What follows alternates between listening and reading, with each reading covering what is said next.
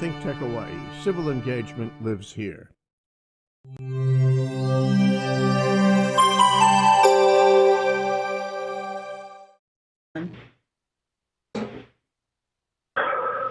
Welcome back, ladies and gentlemen, to the Prince of Investing here live on ThinkTechHawaii.com, and also wherever you may catch us around the globe. Even though we're live in Hawaii, I'm coming live all the way from the beautiful state of Denver, Colorado. Don't forget to hit that like, subscribe, comment, share button, leave some comments, all of the great stuff like that. And as always, I don't have a lot of time, so I definitely know you guys and girls don't have a lot of time, so we're going to jump straight into it. So in this video or podcast, or however you may catch this, we're going to talk about the Fed interest rates. The Fed interest rates hiked and how may they affect you. I know you guys saw this in the description box, so we're going to jump straight into it. So what we're going to talk about, I'm going to talk about 4 ways that it can affect you. We're going to talk about 4 ways that it can affect you, 1, 2, 3, 4. Then we're going to talk about the interest rates, why they're raising the interest rates, ways you can invest to kind of profit from the interest rate, and what does an interest rate tell you, and who is doing this, and is it a magic man behind the scenes? So let's get straight to it. Number 1, everybody, just like every American, it's the American way to have a credit card, right? And once you have a credit card, you know, we all have an interest rate. Your interest rate may be 10%. Some people may have 15%. Some people got 20. Some people got 30.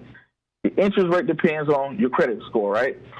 So your credit score, essentially your interest rate can change. It's variable, right? It's variable. It can depend on your credit, the bank interest rates, whatever you may have with your credit card, but most credit cards have a variable interest rate. Now, you got to think about it. As the federal government raises its interest rates, what happens to your credit card interest rates? Boom. It can raise as well, right? Because where does the federal, not the federal government, but where does your bank get its money from? It gets its money from Fed. The interest rates that they're messing with are moving up and down. It is the fee that they charge banks. So it's common sense. If you buy something for $5, what are you going to sell it for? 6, 7, 8, right? If you buy something for $10, what are you going to sell it for? 11, 12, 13. And we all know how to base the concept of how a bank is set up, right? A bank is, they pretty much take your money and lend it out to somebody else for a higher price. When it's sitting in your savings account, they give you 1%, and that's been modest. Some accounts give you 1%. They give you 1%, then they take your money, then they loan it to someone else for 10, 11, 12, 13, 14%, and they take the difference. That's how a bank works. So the bank is getting its money from the federal government. Whatever price is passed to the bank is going to pass to you. So if the bank has a 3% interest rate, it's going to probably charge you 4%, right? If the bank has a 10% interest rate, you guys catch my drift, right? So if you have a credit card and the interest rates, if the banks are being charged more for money, that can affect your credit card, right? Because your credit card has a variable rate. You know, for everybody out there that carries a credit card, that has one, just about all Americans do have some form of credit. But credit card, that's one thing it can affect. Number 2, the mortgage rates. You know, mortgage interest rates. You know, your mortgage interest rate, you know, the one that you go out and you decide to buy a house. If for all my people out there who are deciding to buy a house, if you buy a house, you're borrowing money from the bank. Where does the bank get his money from? Where does the lender get his money from? You're right. You guessed it. You guys are geniuses already, from the federal government. So if the federal government interest rates goes up, it can affect your mortgage. That's number 2. Number 3, student loans. How many of you guys out there have a student loan? You know, for people out there who are going to school or looking to aspire to go to school, if you go to school, you know, let's say if you don't have the money and you want to take a class and the class costs $800, you have the option of putting it on a credit card, taking out a personal loan, or getting a student loan. Most people like to take the student loan route because the student loan route, and if you're smart, don't do something dumb like I've done in the past, don't pay for a class on a credit card. It's stupid. Reason why it's stupid because the credit card has the highest interest rate. That's what, 10, 15%, right? And you might as well go through the process, get a student loan that's going to charge you 1 or 2%.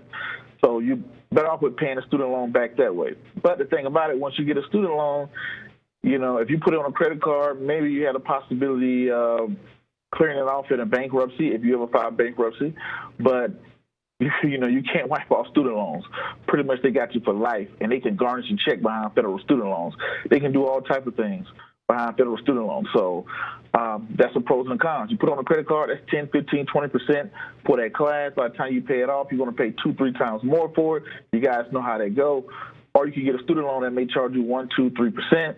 But when you borrow money from Uncle Sam for education, we all heard the stories, right?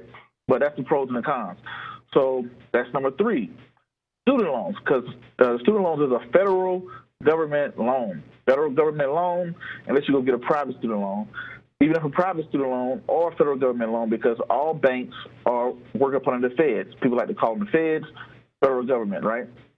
And that's why it's a big deal when the chairman of the Federal Reserve talks. So that's number 3. Number 3. Number 4. Auto loans, cars. How many of us borrow cars? Now, if you already bought a car, you got a fixed interest rate, you're good.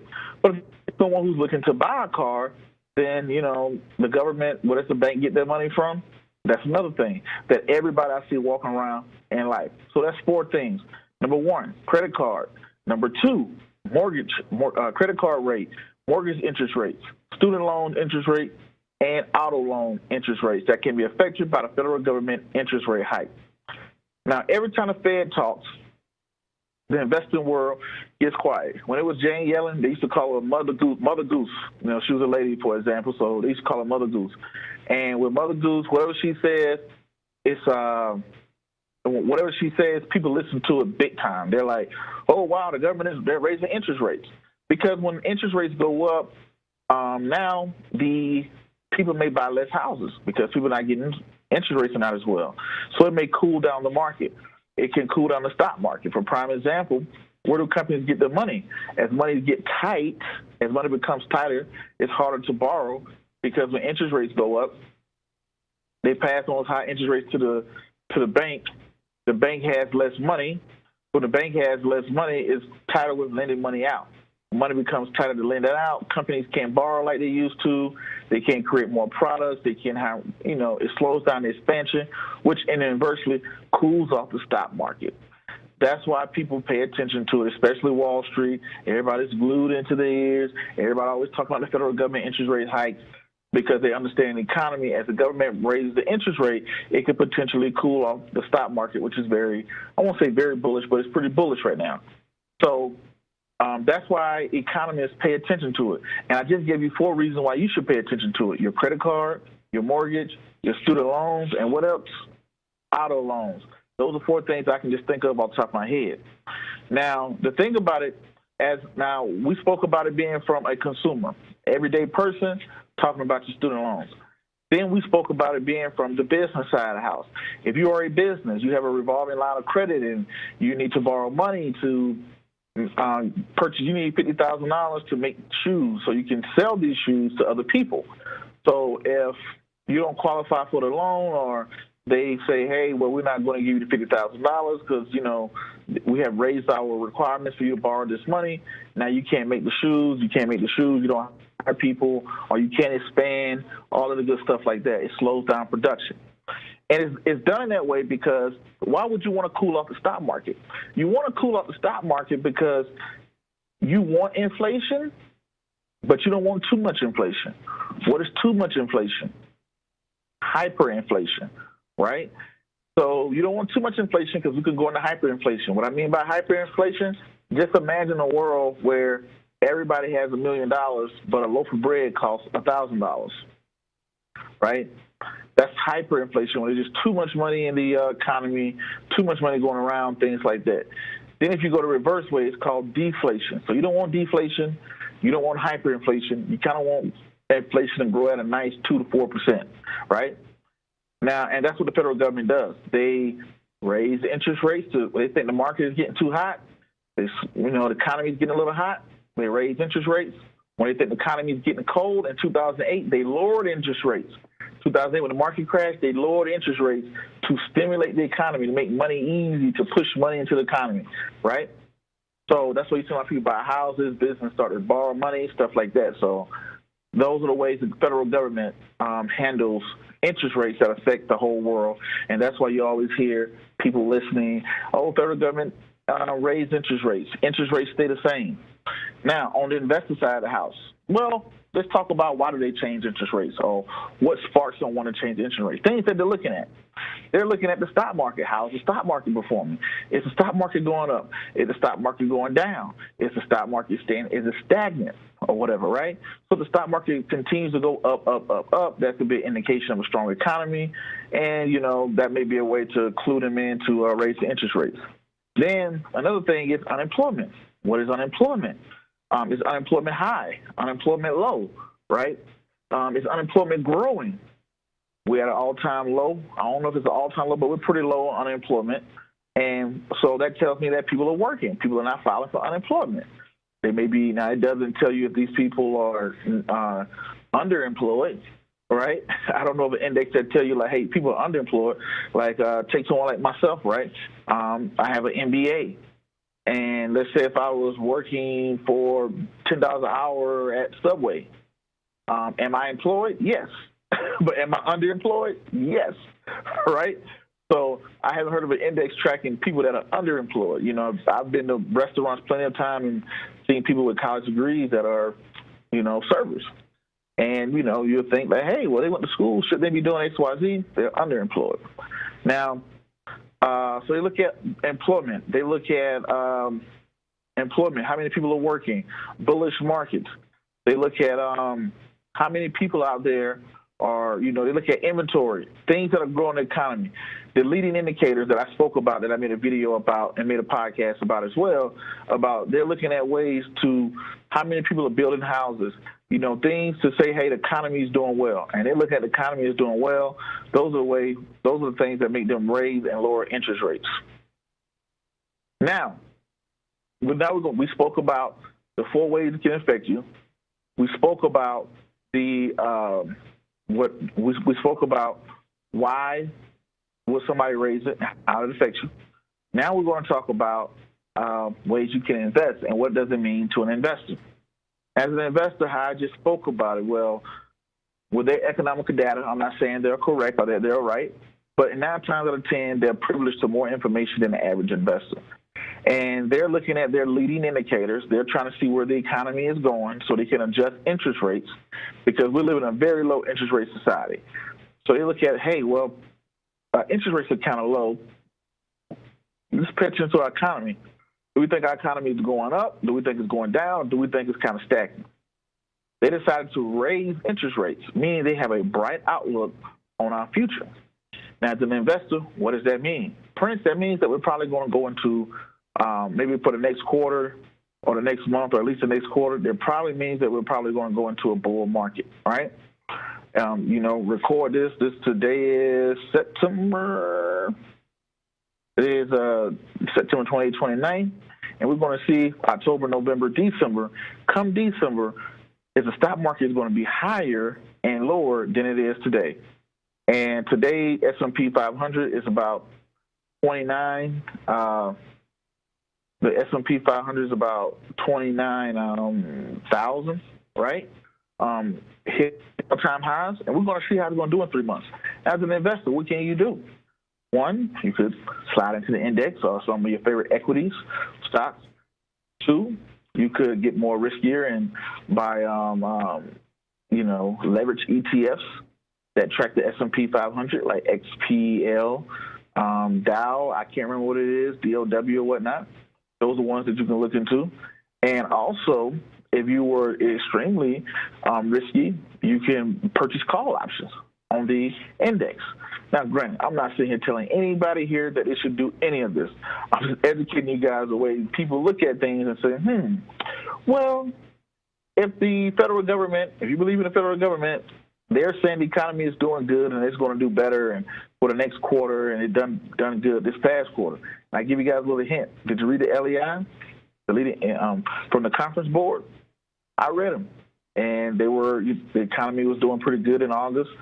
So that's led to an interest rate hike, and that could be a good indicator of going into the holiday season. Well, as we see this going into the holiday season, how much is going to be done, right? not how much is going to be done, but we're looking at how much is going to be, how much the market could go up. Those are ways you can look to probably profit from what the federal government is putting out. So right now, interest rates are at 2.25, right? They only put them up by 25%. Usually when they move them about 25%. And since I've been here, it's kind of been going, up, or whatnot. So those are the ways that I want you guys to look at it and to think about it, right? So every time you get a federal government, come December, the Federal Reserve Chair, they're going to sit down. Federal Reserve Chair is someone who's appointed by the president and, approved by the Senate. But the Federal Reserve Chair, they're going to sit down, they're going to look at the economy, they're going to try to figure out where the economy is going. So they got three options: lower interest rates, keep them the same, or raise them. And when they raise them, that means they have a bright outlook on the economical future. So they take in their data, and, they're usually pretty smart people, but nobody knows the world of investing, because if we did, everybody would be, it wouldn't be investing because everybody has it figured out. But sometimes you get some right, you get some wrong. But these are tools to put in your toolbox. Watch what the federal government is saying. The chair of the federal government is saying, what are they doing with interest rates, right? What are they watching? Why are they raising interest rates? And what does raising interest rates mean? But now you know that. You know why interest rates go up and down. You know how often they meet every quarter. You know how they can affect your personal life. You know how that affects an investor. And you also know ways that you can profit this and be able to educate somebody else, right? So I think that concludes us for today. It was a great episode to talk about the federal government interest rates. Stay out for the next Federal Reserve hike, which is coming in December, and they happen every quarter. And watch. Well. Before we get out of here, I want to tell you some ways that you guys can kind of look at things. If Federal Reserve interest rates go up or down, depending on what it is, you could refinance your mortgage. You could take, if you had a mortgage, you could refinance your mortgage if you get a higher or lower interest rate, depending on what situations are going on. Credit card, you can move your money over to, pay off your balance of your credit card at a 0% and get a new one. You can kind of do that type of shindig, right? If you are looking to get an auto loan, if you're looking to purchase a house and you see interest rates are going up, you may want to make a move on a house if you're in the real estate market. So all type of ways you can kind of finagle that information, but these are more tools for your toolbox. And as you hear things go across, you see how things line up and understand how they affect you, the economy, your money, and what you're doing, your investing strategy, and ways that you can profit yourself. But without further ado, thank you guys for everybody that has tuned in. Next Saturday, October 6th, I will be returning home, and I'll be doing a book signing on October 6th at the Burke County Library for my Wesley Learn series. Then what else I got planned? I don't like to talk about my future plans, but that's my next one, October 6th. If you're in Waynesboro, Georgia, back in my hometown, stop by and say hi. I'll be down there saying hey and all of the great stuff like that. And I'll just keep it moving. But always, and thank you guys for all the congratulations on the accredited financial counselor. I finished the certification in, and I'm on to the next one. So thank you. But until the next video, podcast, cartoon, or whatever else you see me do crazy around the globe, peace, be safe, I'm out, and you.